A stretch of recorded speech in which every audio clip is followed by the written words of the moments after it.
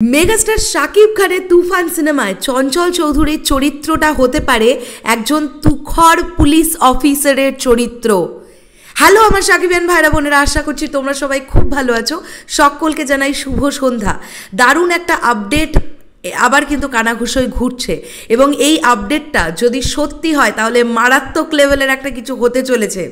বন্ধুরা, শোনা যাচ্ছে নাকি এমনটা হতে পারে তুফান সিনেমায় চঞ্চল চৌধুরীর চরিত্রটাকে আমরা নাকি একজন তুখর পুলিশ অফিসারের চরিত্র তাকে প্লে করতে দেখতে পেতে পারি। এরকম একটা বাজ, এরকম একটা রিউমার কিন্তু সোশ্যাল মিডিয়া জুড়ে হচ্ছে। যদি তোমরা দেখে থাকো যে রিসেন্ট টাইমে চঞ্চল চৌধুরীর যে ইন্টারভিউটা বেরিয়েছিল সেখানে তিনি বারবার বলেছিলেন যে তার চরিত্রটা কিন্তু ভিলেন চরিত্র নয়।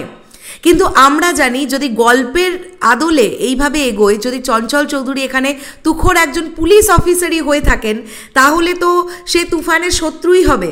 কেননা 90s সময়কার একজন গ্যাংস্টারের চরিত্রে আমরা তুফানকে অর্থাৎ মেগাস্টার শাকিব খানকে অভিনয় করতে দেখতে পাবো। আর এই গ্যাংস্টারের বিরুদ্ধের লোকই তো হবে নিশ্চয়ই যদি একজন সে সৎ তুখর পুলিশ অফিসার হয়ে থাকে। কেননা এই গ্যাংস্টার চরিত্রটা তো সমস্ত রকমের বেআইনি কাজকর্ম করে বেড়ায়। মানে গ্যাংস্টার তো আমরা তাদেরই বলি যে যারা নানান রকমের খারাপ কাজ করে, বেআইনি কাজকর্ম করে। তো এই ধরনের একটা চরিত্র most probably megastar Shakib Khan play করতে চলেছেন। তো চঞ্চল চৌধুরী যদি তুখর পুলিশ অফিসারই এখানে হবেন তাহলে তো অবশ্যই তিনি তুফানের অ্যান্টি একটা চরিত্র হবেন, তুফানের বিরোধী একটা চরিত্র হবেন, তাই না? অথচ চঞ্চল চৌধুরী নিজে ইন্টারভিউতে বলছেন যে এই ক্যারেক্টারটা সম্পূর্ণরূপে ভিলেন চরিত্র নয়। এখানে একটা মারাত্মক রকমের কোয়েশ্চেন তাহলে জাগছে, তাহলে কি চঞ্চল চৌধুরীর মানে চরিত্রের বৈশিষ্ট্যগত দিকগুলো কি কি? উনি যদি পুলিশ অফিসার হন তাহলে তুফানের সঙ্গে কি ওনার ভালো বন্ডিং, সেটা কিভাবে সম্ভব? এরকম নানান রকমের প্রশ্ন কিন্তু আমাদের মাথায় আসছে। কেননা যদি তোমরা রিসেন্ট টাইমে দেখো তুফানের শুটিং সেট থেকে কিছু স্টিল ছবি ভাইরাল হয়েছিল। সেখানে আমরা দেখতে পেয়েছিলাম একটা স্টিল ছবি যেখানে পুলিশের গাড়ি দাউ দাউ করে জ্বলছে। তার মানে তুফান পুলিশদের একদম দেখতে পারে না, এরকম একটা বিষয় হলেও হতে পারে এই গল্পের জন্যে। তাহলে চঞ্চল চৌধুরীর চরিত্রটা তো অবশ্যই শাকিব খানের বিরোধী, অর্থাৎ এই গ্যাংস্টার চরিত্রটার বিরোধী কোনো চরিত্র।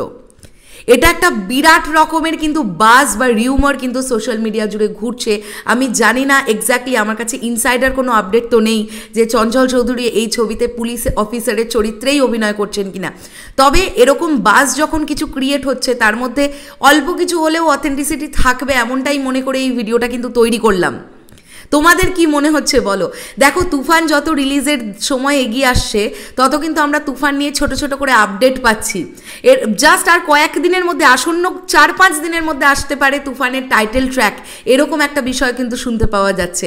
আর ট্রেলারে যদি চঞ্চল চৌধুরীর চরিত্রটাকে আরেকটু বেশি করে দেখানো হয় সেক্ষেত্রে কিন্তু আমরা বুঝে ফেলতে পারবো হয়তো যে এক্স্যাক্টলি চঞ্চল চৌধুরীর চরিত্রটা কী।